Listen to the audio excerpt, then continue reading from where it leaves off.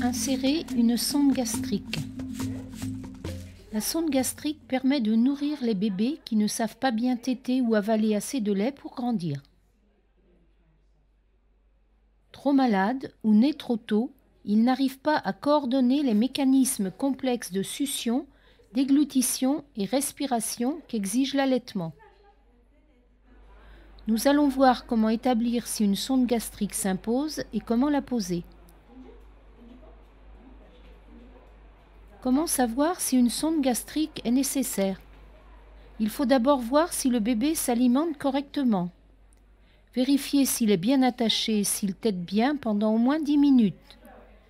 Si le bébé ne tète pas correctement, essayez de le faire boire. S'il n'ingère pas assez de lait parce qu'il tousse ou le répand, le bébé n'avale pas efficacement. Une sonde gastrique est nécessaire. La sonde passera par le nez ou la bouche et descendra par l'arrière de la gorge jusqu'à l'estomac.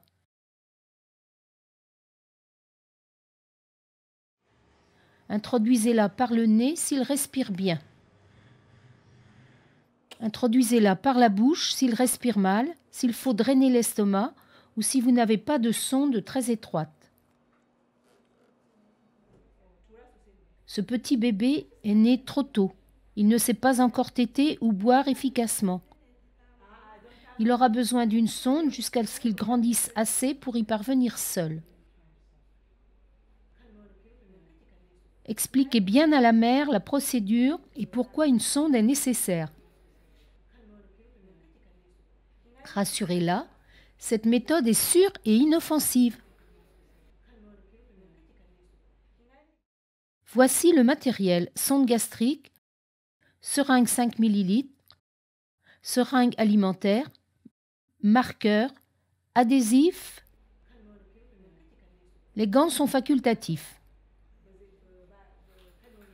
Prenez une sonde de 8 French pour un nouveau-né normal et de 5 French pour un petit bébé. Lavez-vous les mains et mettez des gants. Mesurez ensuite la longueur de la sonde à insérer. Calculez la distance du bout du nez au lobe d'oreille, puis jusqu'à un point à mi-chemin entre la base du sternum et le nombril. Placez l'extrémité de la sonde sur le bout du nez du bébé. Étirez la sonde jusqu'au lobe d'oreille, puis jusqu'à un point à mi-chemin entre la base du sternum et le nombril. Indiquez la longueur à l'aide d'un marqueur. Immobilisez la tête du bébé et inclinez un peu son cou en avant. Insérez la sonde avec douceur et régularité.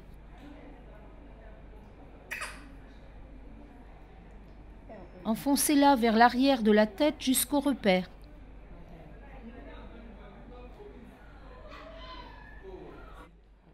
L'insertion de la sonde n'est pas agréable, mais une fois en place, elle est indolore. Ne forcez jamais. Si elle ne glisse pas facilement, arrêtez et essayez l'autre narine ou la bouche. Très rarement, la sonde peut s'insinuer dans la trachée vers les poumons. C'est rare mais grave. Le liquide introduit dans les poumons peut être fatal. Vérifiez toujours la position de la sonde. Voici comment. Tirez ensuite le piston de la seringue et vérifiez s'il y a une petite quantité de lait digéré ou de fluide gastrique dans la sonde. Si la sonde n'est pas bien placée, retirez-la et essayez de nouveau.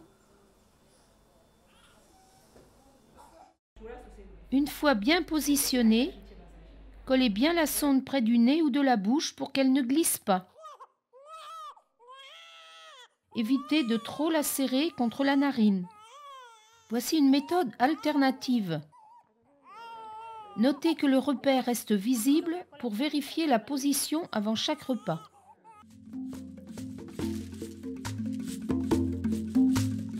N'oubliez pas, Mesurez la longueur de la sonde du nez au lobe d'oreille, puis jusqu'à un point à mi-chemin entre la base du sternum et le nombril. Vérifiez la position de la sonde. Tirez sur le piston de la seringue pour vérifier la présence d'une petite quantité de lait digéré ou de fluide gastrique.